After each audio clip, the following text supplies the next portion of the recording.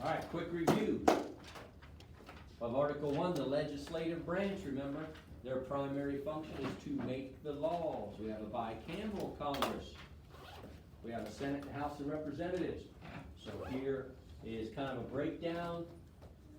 The House of Representatives, age, citizenship, residency requirements for each. Remember, the House is 435 members distributed among the states based on population, determined by a census every 10 years. The Senate, 100 members, equal representation, 2 from each state regardless of size. House members get 2-year terms, senators get 6-year terms. Any questions? That's from yesterday. Also yesterday, we talked about the lawmaking process. How a bill, which is an idea for a law, how does a bill become a law? Can anybody explain that? But I'll warn you, we're a nation of laws. I don't want to listen to you make stuff up. Who can describe the process of how a bill becomes a law? Leah.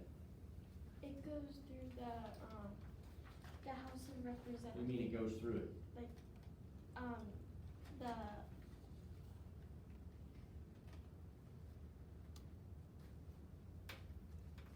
it goes. Wake up, Leah. It goes to the House of Representatives. What do they do with it? They vote. Oh, they vote. Okay, Yeah. then what?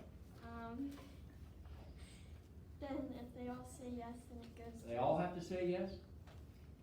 Everybody in the house has to agree? the majority. Isn't it the two? You're making stuff up. Kelsey, One of the houses, either the Senate or the House of Representatives, has to write it down as a bill. And then the opposite house the majority has to vote yes. And then it goes to the executive branch, to the president, and he can either say yes or veto it. But if he vetoes it, if both of the houses have a 2/3 majority, then it gets. there we go. Well explained. Each house has to pass the bill with a simple majority vote. That means more than half, right? And then it goes to the president. He can either sign it into law or veto it, which basically means reject it. But a presidential veto could be overridden if both houses of Congress get a 2/3 majority. Then it becomes a law even without the president's signature. All right, today we're gonna start on Article 1, Section 8. So find your way around the Constitution, let's get there. Look at the subtitle here. Article 1, Section 8 is on the powers of Congress. In other words, these are things Congress can do besides making laws. We know their primary function is to make laws, but that's not all they can do. And there's a long list. If you look at Section 8, it's long, right? There's a lot of other things Congress can do. We're not gonna spend time talking about all of them, but we will mention a few. Congress has the power to tax. Remember what that means, right? That means it's our money, and the government takes it. Well, who in the government has the power to do that? Answer, Congress. They're the ones that tax us. Remember, the government has zero money, none, except what they get from we the people in taxes. And then, of course, with that, they spend it on lots of different things. As annoying as taxes are, and believe me, you'll find out when you make your own money, taxes are very annoying because you work hard for it, but then the government takes a big chunk of it. But we understand as citizens, if we want to enjoy our rights as Americans, well, with all rights come responsibilities, and one of those responsibilities is to pay your taxes. And then the government will pay our soldiers and buy them weapons and defend our country and build roads and bridges and do lots of other things to help to benefit us citizens with our tax money. Unfortunately, they waste a lot of our tax money too, but that's a whole different story. But they do have the power to tax. So when taxes go up or taxes go down, that was Congress that passed those bills. Of course, there was also a president who signed it into law just like any other bill, right? tax laws are the same way. So President Trump famously lowered people's taxes. But actually, he didn't, right? He just asked Congress to lower taxes, and then he signed it into law. Joe Biden says if he's elected president, he's going to raise some people's taxes. Well, he can't. He's just gonna suggest it to Congress, and then if they pass it, he'll sign that into law. Also, Congress, it says in Section 8, has the power to borrow money. Does Congress ever borrow money? Does our government ever borrow money? Yes, they do. Of course they do. Just like if you spent more money than you earned, well, there's really only one way to do that. You would have to borrow the difference. But what's the problem with borrowing money? Interest to pay.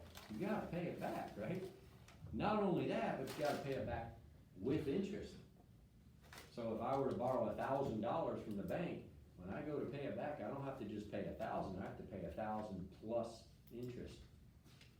Well, the government's the same way. When they borrow money, they have to pay it back with interest, and unfortunately, they borrow an enormous amount of money.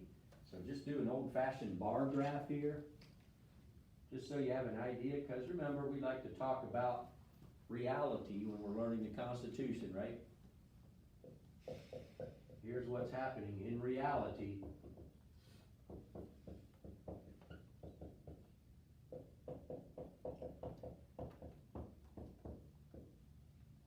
So this column, the short one, represents the money going into our government.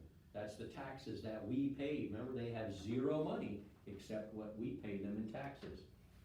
And the tall column is the money going out. That's what the government is spending. And you can see, forget the numbers, doesn't matter. What I'm trying to point out is they spend much more than they take in taxes. That's called a deficit. All right, and you add up all the deficits from all the years of our history, together all the deficits are called the national debt. I bet you've heard of the national debt. All right, that's all our nation's history deficits added together. The national debt, I think, is now over 21 trillion, approaching 22 trillion dollars. Now I know what you're thinking. You're looking at me like million, billion, trillion, gazillion, whatever. Big number. No, you don't understand. Trillion is a big number. Enormous. Just to illustrate, you know, I've heard this one before. You know Adam, right? Hung around with Eve in the garden? Yeah, he was the first guy to get here. Arrived on day 6 he was created, right? So let's just say that back on day 6 of creation, Adam has a weird personality maybe, and he decided that he was going to count to 1 trillion. He said, hey Eve, I want to count to 1 trillion. It's going to count 1 every second. Can't you just see him? 1, 2, 3, walking through the garden. 894, 895. Be annoying to Eve, wouldn't it? Several days later, 7,421, 7,420. Guess what? Adam's still counting. He has not reached 1 trillion yet. There have not been 1 trillion seconds since Genesis. That's a lot of seconds, right? A lot of time has gone by, but there hasn't been 1 trillion seconds. And what did we say our debt was? Almost 22 trillion. Not 1 trillion, 22 trillion. That's why so many Americans are upset, saying, government, you have to stop spending, wasting so much money. Well, why do they keep doing it? Why does Congress keep doing it? Because they're spending it on us, voters, and that's how they get us to vote for them. They say, hey, listen to the campaign ads. They're running for the House, running for the Senate, or Joe Biden running for the presidency. You'll hear politicians constantly say, vote for me, and we'll have free this, free that, free this, free money, free college, free health care, free you name it. Well, there's no such thing as free. Somebody got to pay for it, right? Well, the government is pay for it, but not with our tax dollars, because they don't take that much in taxes. So for the last several decades, Americans have been screaming at our government, stop spending so much money, but they keep doing it. And it really, you can't blame them, because they didn't appoint themselves to Congress, did they? We the people chose them. So whenever there's something going wrong in our country, even though we like to complain about the president or the Congress or whoever, we really have no one to blame except ourselves, because we the people run this country. They didn't appoint themselves into those positions. Yeah, What's our debt like compared to like other countries in the world? massive, the biggest one ever, anywhere in the world. We don't wanna get too sidetracked on that. All we're pointing out is, the Constitution says Congress has the power to borrow money. Toward the bottom, it also says Congress has a very important power. They have the power to declare war. War's a big deal, right? That's life or death. Congress, and only Congress, has the power to declare war on other countries. This is part of that separation of powers that we keep talking about. We're gonna find out, you probably already know, the president is the commander-in-chief. That means they are in charge of the military. They can send soldiers anywhere in the world, and the soldiers have to obey. The president can't declare war on another country. Only Congress can do that. And Congress can declare war all day long, but they can't send a single soldier anywhere. Only the president can do that.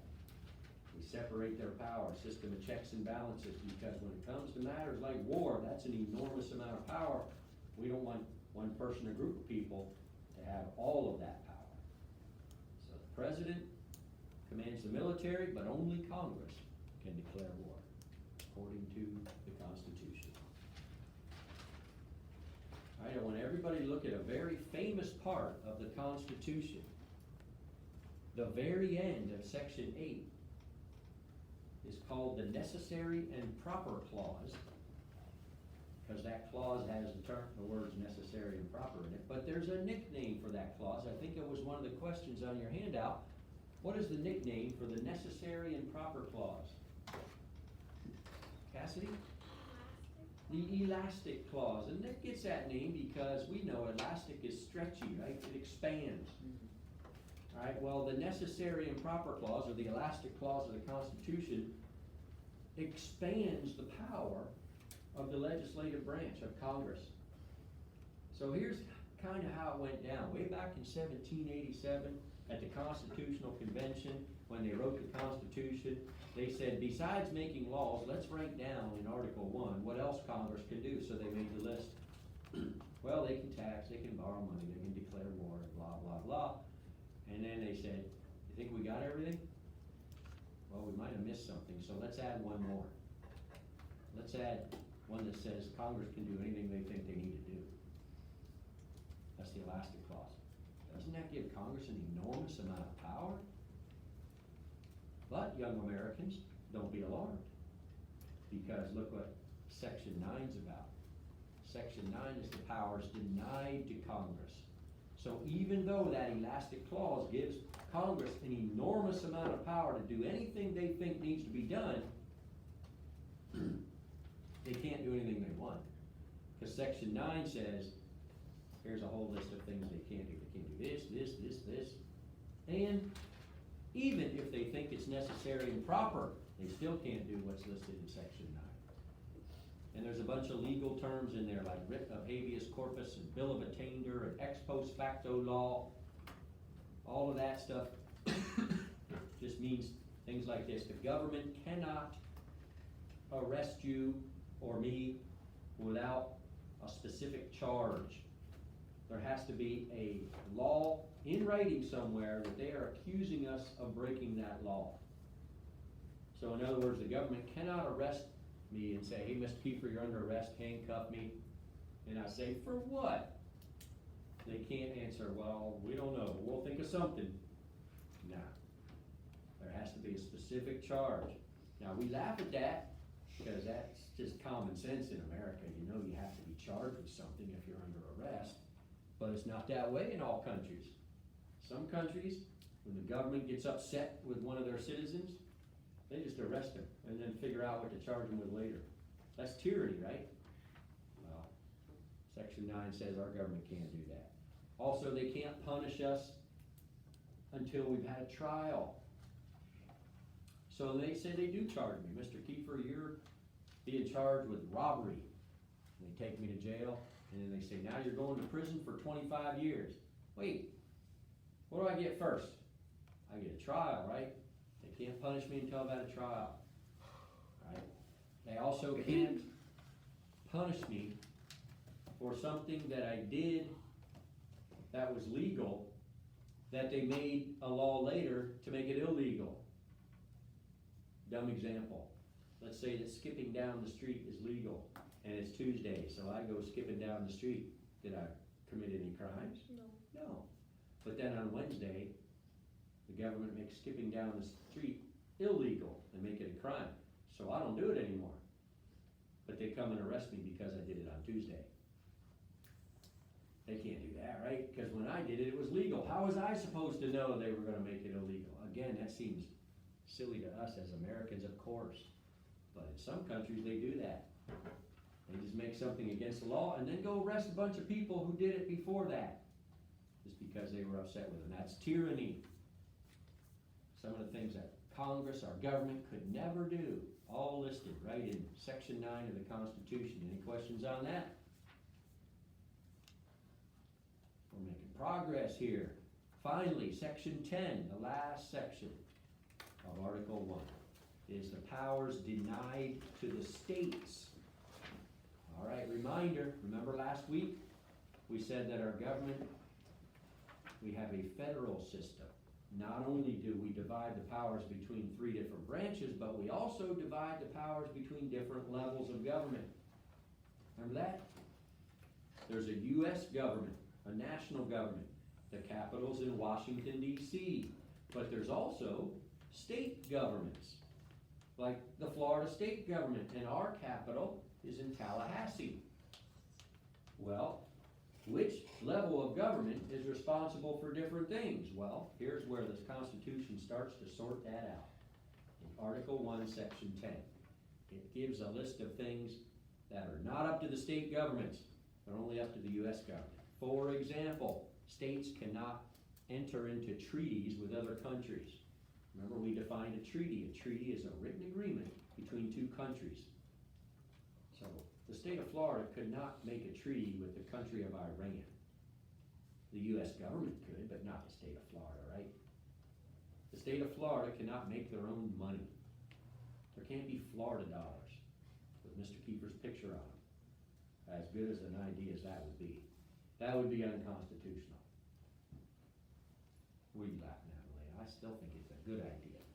That would be unconstitutional. We have U.S. dollars, right, and they're good everywhere in the country. Can't be state money. And states cannot declare war on other countries. Of course not, right? State of Florida can't say, we declare war on China. Now, the U.S. government could, but not states. All written down in the Constitution. Those are things, we make it clear from the beginning, Article 1, Section 10, some things are the responsibility of the U.S. government, and these are some of those things that state governments cannot do. That's it. That's Article 1. Any questions on the legislative branch? The House, the Senate, the requirements, the terms, powers of Congress, powers denied to Congress, the lawmaking process, how a bill becomes a law. Any questions at all on anything within Article 1? Well, then guess what we're going to do? We're going to start in on Article 2. I know you haven't read it yet. That'll be tonight's assignment, but we can start discussing it, right? And I'm still going to quiz you, ask you some questions, and see if you can find some of these answers. All right, so first of all, Article 2, what's it about? Chrissy? The executive branch. The executive branch of government.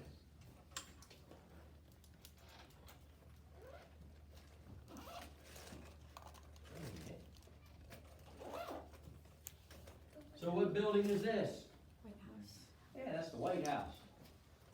Well, I know it's a White House, but what's the building? The White House. I know it's a White House, but what building is it?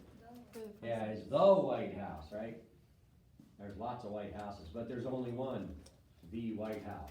Everywhere in the world, you say the White House, they know what you're talking about. It's the most famous address in the world, 1600 Pennsylvania Avenue. That's where the president resides and works. His office is in there. One of the two original buildings in our nation's capital, Washington, D.C. And the head of the executive branch, of course, which Article 2 is about, is the President of the United States. Now, the executive branch also includes the Vice President and the cabinet members, the heads of all those departments, which we'll get to later. But the head of the executive branch is the President of the United States. And we sometimes say that he is the leader of the free world, or the most powerful person in the world, and there's a lot of truth to that, because they do have enormous power. I mean, think of it, if you're in Congress, you're one of 435. If you're in the Senate, you're one of 100 people. Even if you're on the Supreme Court, you're one of 9. But if you're the president, you are the one and only president. They have enormous power, but are their powers unlimited? No. They're not dictators, they're not kings. They can do a lot of things that nobody else can do, but they can't do anything they want. That's what Article 2 spells out. All the specifics of the executive branch of government, the presidency. So let's get started. First of all, the primary function? What is the primary function of the executive branch? They can do a lot of things, but what's the most important thing they do? Kelsey? Carry out the law. They carry out the laws, or sometimes we say enforce the laws. In other words, they make sure people follow the laws. What laws? The nation's laws. You have to enforce what laws? Jessica? The laws Congress made. Yeah, the laws Congress made, the legislative branch. Not just the ones they agree with, they have to enforce all the laws. All right? Next question, let's go on to the qualifications for president. Constitution does list some qualifications. First of all, there's an age requirement. How old must one be to become president? Remember, the House was 25, the Senate was 30 years old. How about president? Yeah? 35. Gotta be at least 35 years old. Alright, so I think the youngest president we've had was Teddy Roosevelt. I think he was 42. Barack Obama was in his 40s, very young as a president.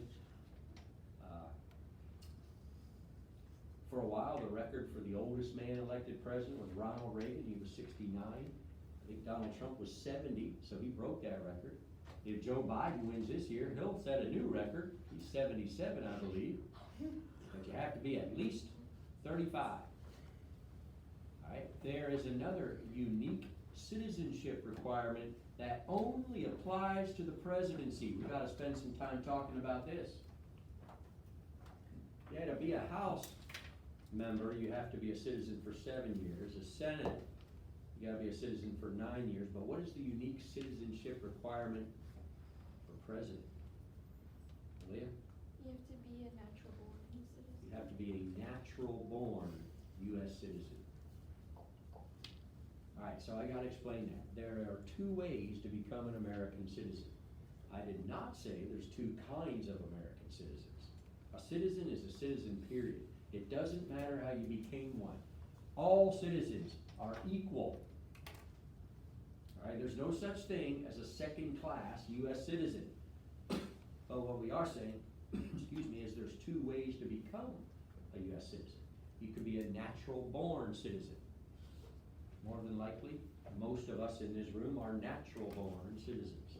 That means we were born in the United States, or our parents are U.S. citizens, and we could have been born in another country because they're on military duty or traveling or whatever, but our parents are U.S. citizens, so we're natural-born U.S. citizens. Or you could be a naturalized citizen. That means you're from somewhere else and you come to the United States legally. You didn't sneak in. You followed the laws, come here, you have all your paperwork, and you decide you like it, And you don't just wanna continue living here, you actually wanna become an American citizen and get all the privileges and rights of citizens, like the right to vote and everything. Well, then you can apply for citizenship, go through a process, fill out the paperwork. Eventually, you'll have to pass a citizenship test where you have to know the answers to the type of questions I'm asking you about the Constitution and basics about American history. All right, and then the final step is you swear an oath to be loyal to the United States, and that loyalty will be above all your other loyalties that you might still have to your home country or whatever. And then, at that point, you're a naturalized U.S. citizen with full rights and privileges of all other citizens. Doesn't matter how you became a citizen, they're all equal, with one exception. If you're a naturalized citizen, you cannot be president. That's the only position that has that requirement. You could be elected to the House, and we have several in the House right now that are naturalized citizens. Same in the Senate. You could be the governor of a state, you just can't ever be president. So that makes me think of someone you probably have heard of, Arnold Schwarzenegger, former bodybuilder and movie star that made action movies, was the Terminator, right? He was born in Austria, came here as become an American citizen, and eventually he went into politics and became the governor of California. I don't know if you knew that, the biggest state. He was their governor for a while. He was the governor. Could he ever become president? No, because he's a naturalized American. He could be the governor of California, but he could never be president. Another one more recently that there was some question about was Barack Obama, right? Because he did not grow up in America, but it turns out he was born in America. He finally produced a birth certificate, he was born in Hawaii, which is the United States, so he is a natural born citizen. Right? But since he didn't grow up here, his mother was an American citizen, his father was not. He was from another country in Africa, and he grew up in other countries and didn't come to live in the United States until he was in college. But he was a natural born citizen, right? And then there's one other qualification. You have to be 35, you have to be a natural born citizen, and there's one other thing. Sorry, Peyton, I'll get to your question in a minute. Let me get this. What's the other qualification, Hannah? You have to be a resident of the United States for at least 14 years. That's right. You must have lived in the United States for at least 14 years. All right, so back to Barack Obama as an example. He was born in Hawaii, so you can check that box, natural born citizen, but then he didn't live here until college. But by the time he ran for president, he had lived here 14 years, right? So he checks that box. Good to go. All right. Peyton, what's your question? What if your parents like snuck into the country, but you were born in America? What is that? The way our laws are written now, that's a great question. The way our laws are written now, if you're born on U.S. soil, you're a natural born citizen. So your parents are not, but you would be in that scenario. Now, that's called birthright citizenship, and it's controversial. Some people don't think that the Constitution actually says that. But it would need to be challenged, and who would need to interpret the Constitution? Who's in charge of interpreting law? The judicial branch. All right, President Trump, oftentimes at his rallies, says the Constitution does not support birthright citizenship. We have always assumed it does. As the laws are now, we say that makes you a U.S. citizen. Maybe that will change sometime in the future. So what if you were born in like Oklahoma or something, and then when you were like 15, you lived in Oklahoma till you're 15, and then you say moved to like Canada or something, and then you came back when you were like, I don't know, like 45? You can run for president right away. Seriously? Because you've lived in America for 14 years. Yep. Okay. So let me ask you this. Does the president have to be a man? No. No, of course not. All right, Hillary ran last time and almost won. We've only ever had men, but that's not a requirement. Does the president have to go to college? No, we've had a lot of presidents that haven't gone to college. Does the president have to graduate from high school? No. That's not in the Constitution, we're a nation of laws. Does the president have to know how to read? No. Be helpful, wouldn't it? Does the president have to be smart? No. We could probably point out some examples, alright, but that's a whole nother story. But all we know is there are 3 constitutional requirements. 35 years old, natural born citizen, live here for 14 years, which means there's literally millions of Americans who meet those qualifications, right? Including me. I meet all the constitutional requirements. The only problem now is to get people to vote for you. That's the problem everybody else has. Alright? The only person I know that would have ever voted for me was my mom, and she's sadly gone now, so I have 0. Even my own wife wouldn't vote for me. So I got a long way to go.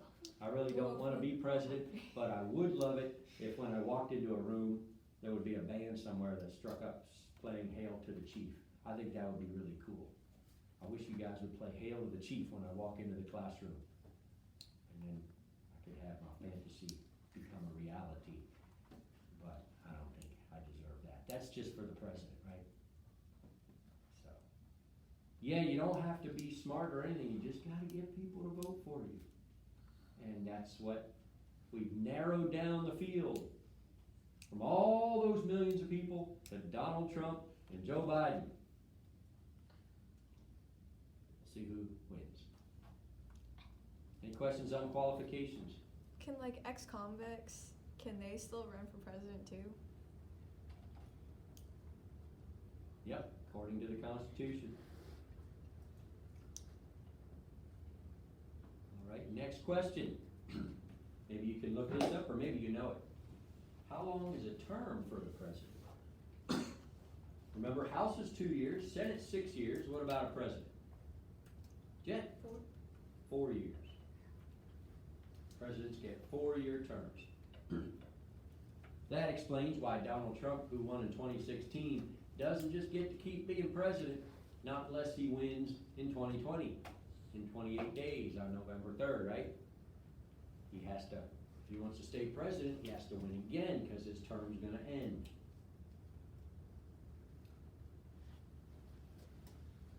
Can presidents keep winning elections and stay as president? I mean, they can in the House and Senate, right? There's no term limits. Remember we said there's people in Congress who have been there for decades? Can presidents do that, or are they limited? Limited to how many terms? 2. 2 terms, right? Which again, that explains why Barack Obama, who was very popular and won in 2008 and won again in 2012, could he even run in 2016? No, he can't. President Trump, who won in 2016, let's say he wins again in 2020, could he run again in 2024? No. Nope. No, I've already served 2 terms. Kinda makes me laugh because I think the president likes to tease or troll people who don't like him. Sometimes he's accused of being a dictator, and some of his political critics have said that he won't leave even if he loses. So right after that, he put out a little meme that said Trump 2020 with a yard sign, and then behind it was a Trump 2024 yard sign, and then a Trump 2028 yard sign, and a Trump 2032 yard sign. I think he's just trolling his opponents. No matter how popular he is, no matter how much he wants to run again, if he were to run again in 2024, he will have already served 2 terms. Can't do it again. But here's the cool thing, or this interesting thing, that's not in Article 2. Article 2 doesn't say anything about term limits for the president, just like Article 1 doesn't say anything about it for the Congress. It's something we added to the Constitution later in an amendment. An amendment is a change or an addition to the Constitution, so we'll talk about it later. But it's because our very first president, George Washington, served 2 terms. He was president for 8 years. And we sometimes call him the man who could have been king, because he had such enormous amount of respect from everybody. He could have stayed as president. They begged him to stay as president, But he stepped aside after 8 years, said that's long enough for one person. I think it would give too much power to one person to be president for more than 8 years. So let somebody else take over. Well, every single president after George Washington that was lucky enough to win 2 terms never even ran for a 3rd term. Purely out of respect for George Washington. It was like, if that's long enough for George Washington, then it's long enough for me. It was a tradition until Franklin Roosevelt. He won in 1932, and then ran again and won in 1936. No big deal. And then in 1940, he announced, I'm running again. And we say, wait, what, can you do that? Has nobody ever done that? Well, he's gonna break a tradition, but he wasn't breaking the laws. And we are a nation of laws. And there was nothing in the Constitution that said he couldn't. So in 1940, we must have liked the idea because we elected him to a 3rd term. And then he wasn't done. He ran and won again in 1944. He won 4 elections in a row. And then he died in 1945. Or who knows, maybe he'd still be president. And then after that, we got to thinking, you know that tradition George Washington said about 2 terms? Maybe we should add that to the Constitution and make it official. So Franklin Roosevelt is the only president to ever win more than 2 terms. And will be the only one, right? Because we changed the Constitution. But again, that's not in Article 2, but it is now in the Constitution. All right, let's tackle learning about the Electoral College system. This is always fun, especially in an election year, to learn about. Remember, we mentioned it last week. I told you at that time, the only thing you need to know is the Electoral College is a unique system that we use for only electing the president. No other election do we use this for. Every other election in our country, it's whoever gets the most vote wins. We call that the popular vote. If you're running for ECS 8th grade Senate, whoever gets the most votes wins. If you're running for the governor of Florida, whoever gets the most votes wins. If you're running for a senator from Nebraska, whoever gets the most votes wins, and so on, right? Every single political race, most votes wins.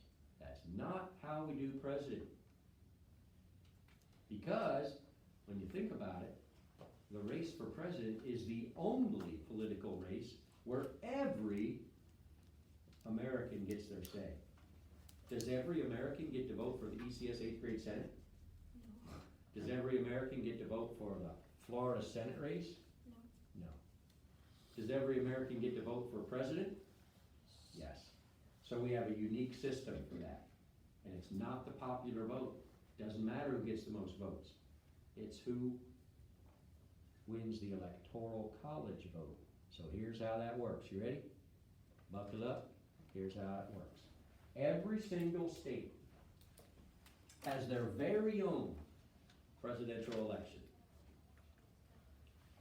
And whoever wins the state gets all of that state's electoral votes. So here's how we determine how many electoral votes each state gets. We'll use our 3 states as our example here. All right, Florida, we go by how many House seats they have. So that's 27, right? Plus how many senators they have. That's 2. So Florida gets 29 electoral votes. California, 53 plus 2 senators. California gets 55 electoral votes. Wyoming gets 3 electoral votes, right?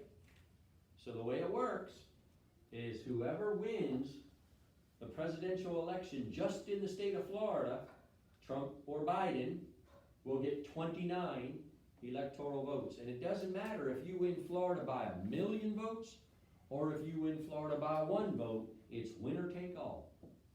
So whoever wins on November 3rd in Florida will get 29 electoral votes put in their column. So let's say that Trump wins Florida, that's 29 for him. Let's say Biden wins California, that's 55 for him. Let's say Trump wins Wyoming, that's 3 more for Trump. And we start adding them up. So now what we need to know is how many possible electoral votes are there? Well, let me move over here. How many Senate seats, how many House seats are there?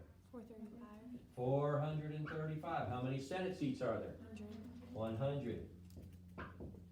Plus 3, we're gonna add 3, and that 3 is because there are some Americans who live in Washington DC, the nation's capital, that don't live in a state. Washington DC is not in a state, is it? Not in a state, it's in a district. What district? The District of Columbia. That's what DC stands for. Well, they're Americans, right? My goodness, they're neighbors with the president. They live right down the street from the president. Don't you think they should get some say of who the president is? Yeah, well, since they don't live in a state, their votes wouldn't matter in the Electoral College. So we've decided to give the Americans who live in Washington DC, that's a lot of them, there's a big city. We'll give them the same number of electoral votes as the least populated state, which would always be at least 3, right? So DC gets 3 electoral votes. Now let's add all that up. 435 plus 100 plus 3 equals 538. That is the total possible number of electoral votes. There are no more. Does everybody understand how we got that number? Any questions on that? That's the total number of electoral votes that are out there, 538. Now, being a nation of laws, the Constitution is very clear. It says to be elected president, you must get a majority of the electoral votes. What does majority mean? Most. No, it does not mean most. Majority does not mean most. What does it mean? More than half. More than half. Most and more than half are not necessarily the same thing.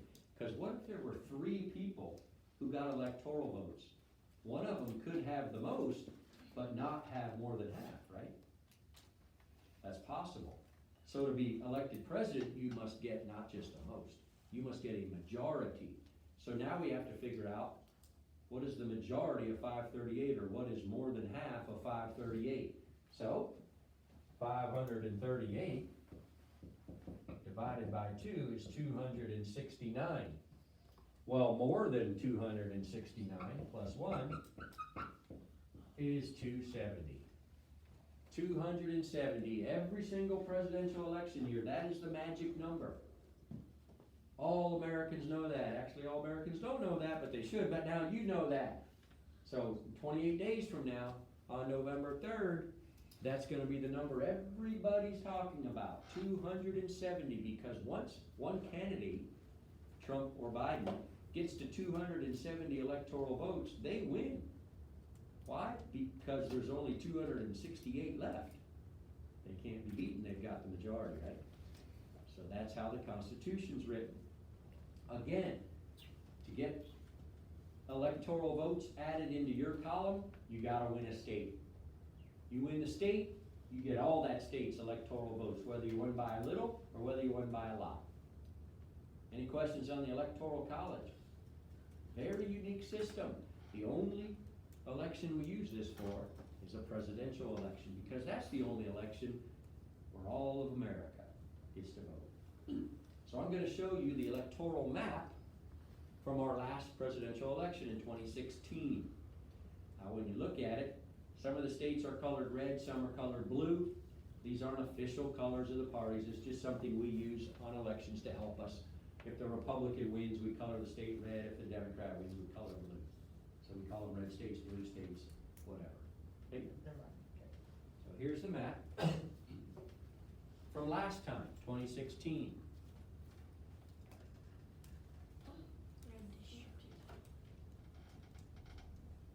So for example, Hillary Clinton, that's the blue, she won California, 55 plus 6 plus 9 plus 5 and so on. You add up all the blue states, including all these little ones over here that are the states are too small to stick them on a map, right?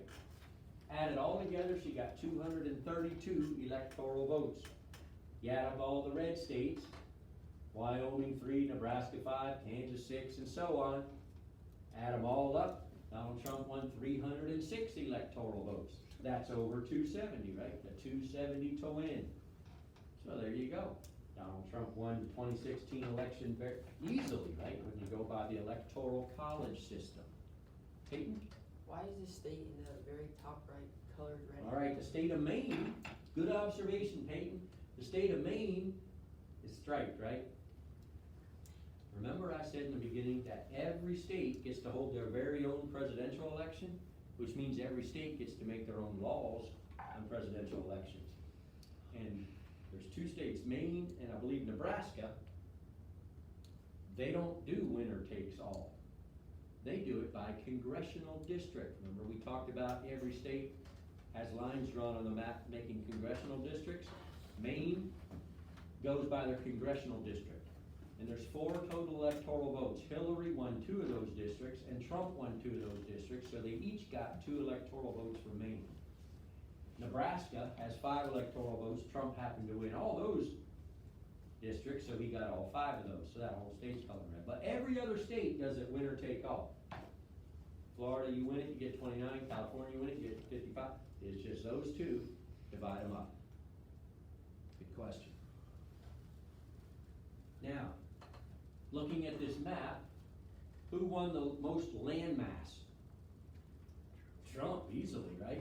This is basically a red map. Does that matter? That doesn't matter. Right? Who won the most states? At first glance, even if you count these over here, Trump won the most states. Does that matter? No, that doesn't matter. That's irrelevant. Right? Now you can't tell by looking here, but maybe you know. Who won the popular vote? In other words, who got more Americans to vote for them? Hillary. Hillary won the popular vote by 3 million votes. 3 million more Americans voted for Hillary than voted for Trump. That's the popular vote. Does that matter? No, that's irrelevant. That's what we mean. This is the unique system we use to elect the presidents, the electoral college system. It doesn't matter who wins the most land mass. It doesn't matter who wins the most counties. It doesn't matter who wins the most states.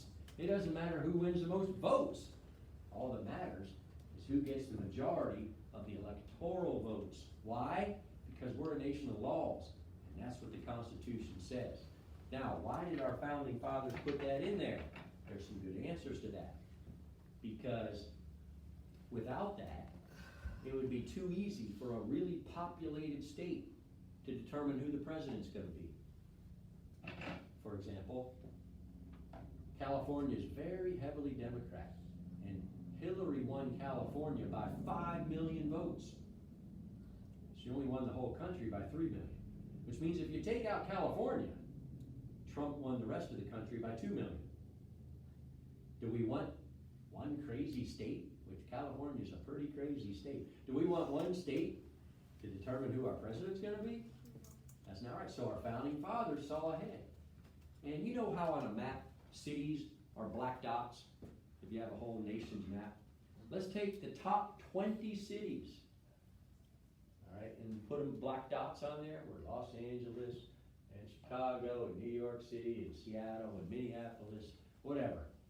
The top 20 cities would just be tiny little black dots. But that's where most of Americans live, in cities. But people who live in the city have a different set of interests and concerns than people who live in small towns or out in the country, right? Well, if we just let the popular vote decide, then the people who live in those 20 black dots will determine who the president is. And what about the rest of the massive map? That's not fair, is it? Founding fathers thought ahead. So to be president, you don't just have to appeal to people who live in the city, or just people who don't live in the city, or just people who live in the north or the south or the coast or the Midwest. You have to appeal to all kinds of people all over. That's the brilliance of the Electoral College. Now there are people, specifically Democrats right now, who want to get rid of the Electoral College because they were so frustrated that Hillary got more Americans to vote, but lost in a landslide on the electoral map. So they want to change the Constitution. but that's not easy to do. They're threatening to do that if they win this election, but even then, it's not easy to do. We'll find out when we get to Article 5, changing the Constitution, it's doable, but it's not easy. And that's what it would take to get rid of the Electoral College. I think we should keep it because it's brilliant, and I'm thinking also, well, we'll talk about that later. I got a couple more things to cover. When is election day? Now, according to the Constitution, when is election day? Kelsey? The first Tuesday in November after the first Monday. Yes, the first Tuesday after the first Monday in November. Let me show you a calendar of 2020. Where is the first Tuesday of November? I'm sorry, where's the first Monday? The second. Where's the first Tuesday after the first Monday? The third. So this year, election day will be on November 3rd. Let's look at last time. Where's the first Monday? 7th. So when was election day? The first Tuesday after the first Monday. So it's November 8th. It's not the first Tuesday. That would have been November 1st. It's the first Tuesday after the first Monday. Why do we do it that way? Because we're a nation of laws, and that's what the Constitution says. Assignments on the board. Read Article 2, answer those questions. I'll check it in class tomorrow.